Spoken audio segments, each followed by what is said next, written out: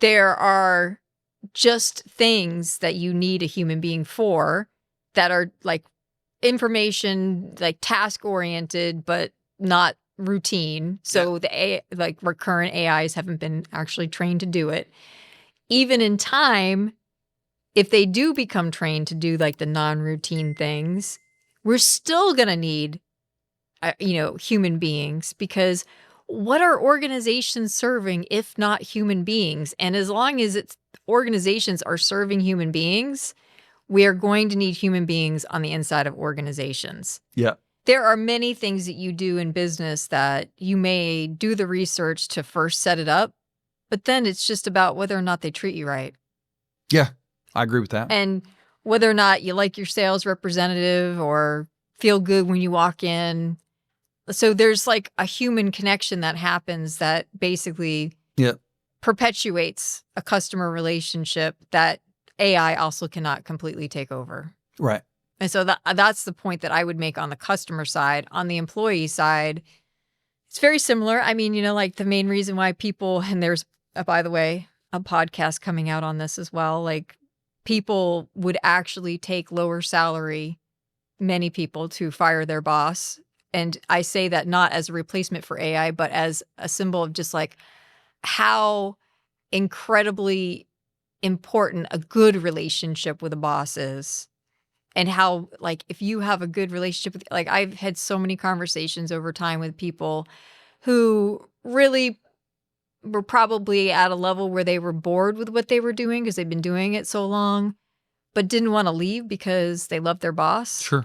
And we've seen it in terms of like mentorship, like somebody who has a strong mentorship. Like these relationships are very sticky and are really part of the satisfaction of working in a place. And it could be like also your coworkers. It doesn't just have to be your boss, but your boss definitely can ruin your day.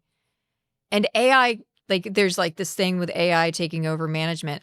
Okay, I will be surprised if that happens. Like that will be like probably one of the most surprising things that ever happens to me in my life if that happens.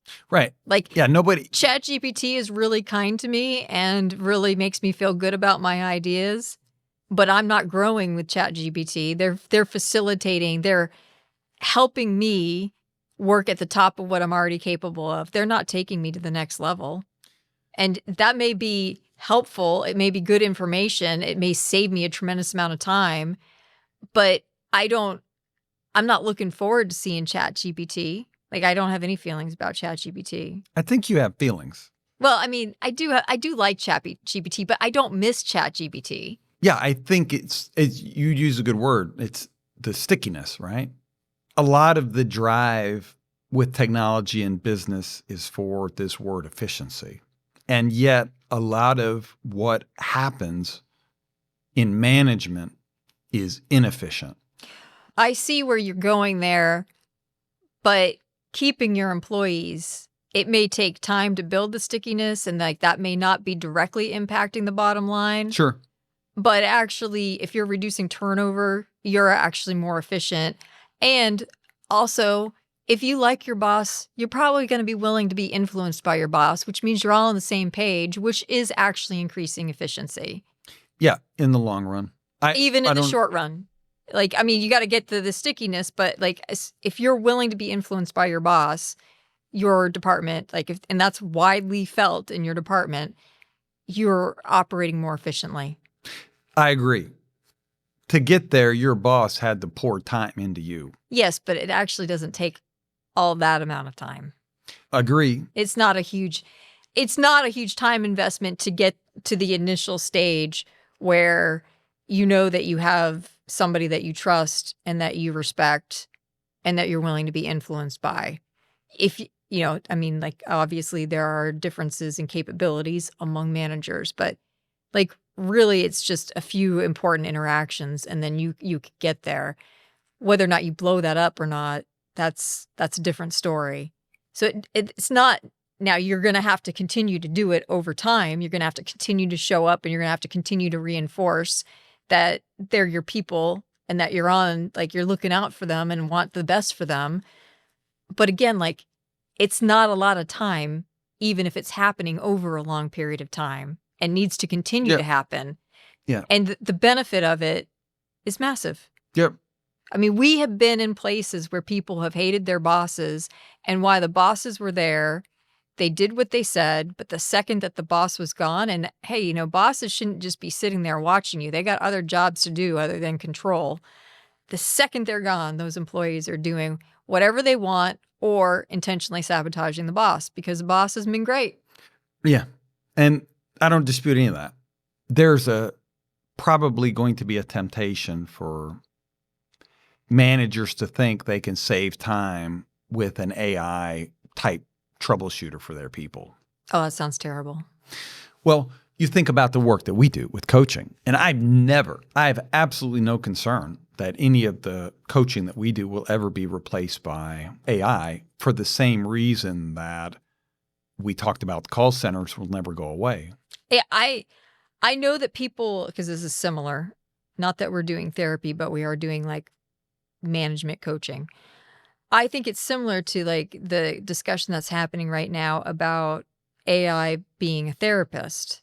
And I don't think that would be happening if there were actually Enough therapists That's who right. were affordable, Yep. because that's another barrier. I think everybody would absolutely choose a person. And the problem with them choosing AI instead of a person is that AI can't be a human. Like, you're going to a therapist to talk about human problems, Right. and have human reactions.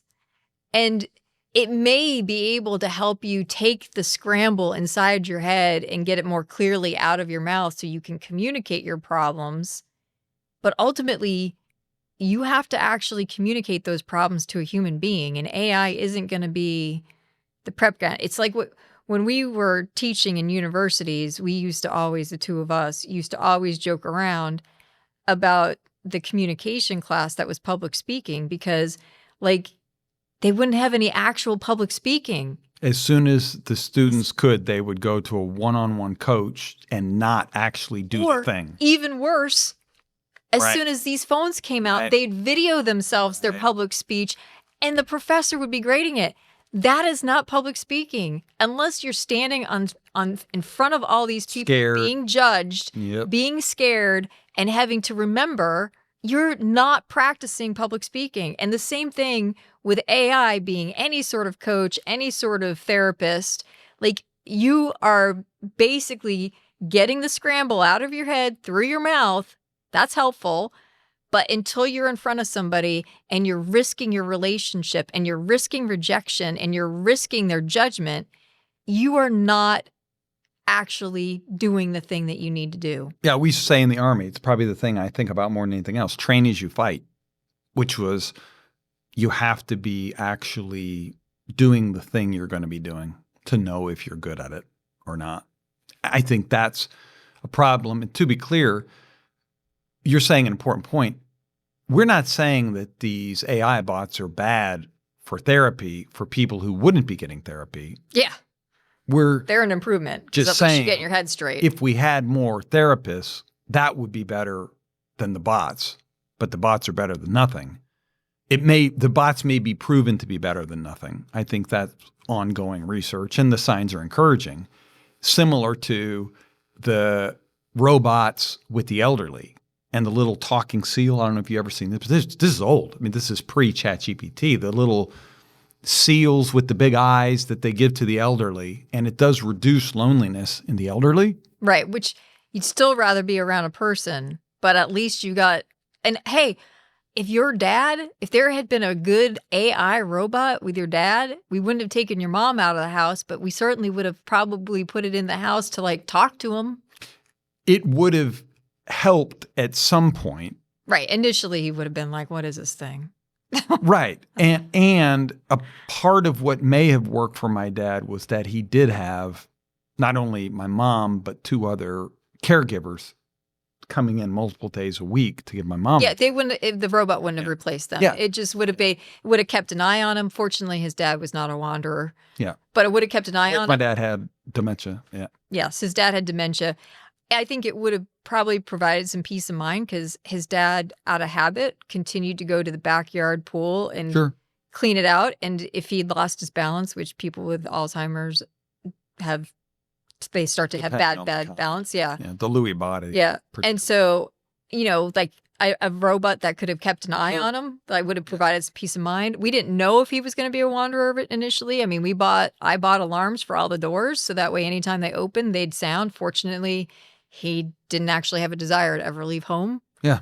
But like all of those things, absolutely a robot. And I think eventually they're going to be really great at reading health signs like temperature and things like that, and can communicate back to a doctor. Like for people who are in rural America, I think there's a lot of potential, but you still want if they could go to a doctor instead of have a robot, they probably go to a doctor instead of have a robot. But there's a barrier of money, and there's a barrier of schedules, and there's a barrier of a long, long, long drive. Yeah.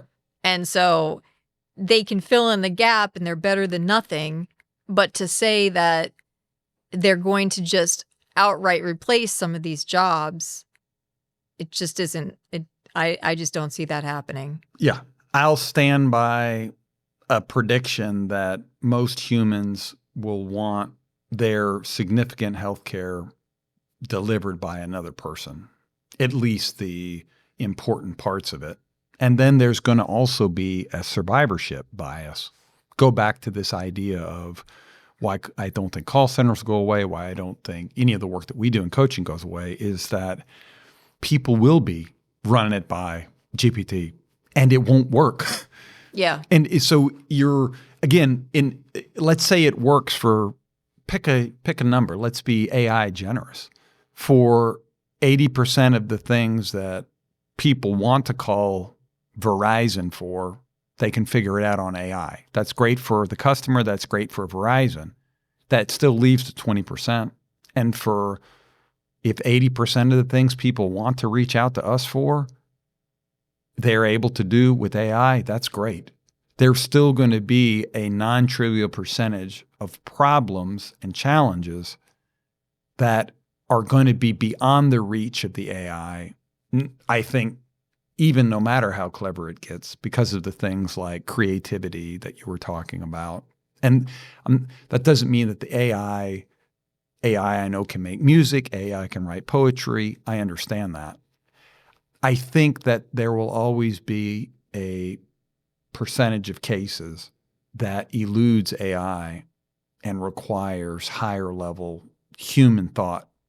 When they have it's actual relief to reach the human being and just be like, oh, yeah, I can just tell you. Yeah. And then you can figure it out. Yeah. Which I think is a gigantic deal. And then the other thing that you mentioned, which is we sometimes talk about the sacred glue in organizations, is the relationship between the manager and the direct report. And that doesn't take a lot of time, but it takes some time. And then once you have that, it's very sticky. Or if you feel like you don't have that, it drives you out. If you don't have a good relationship with your boss, it drives you out. Even to the point where sometimes like just a boss who isn't present it's actually perceived as rejection. And so that also makes it more likely that you'll exit. So I like the relationship actually really is important. Yeah. Yeah. We talk with a lot of busy executives and they will occasionally complain of like, well, sometimes just for fun, I'll ask, when's the last time you had your one-on-one with the CEO? And they're like, well, it's been 3 months. How many have been canceled? 3. We're supposed to meet monthly for 10 minutes. The last 3 have been canceled.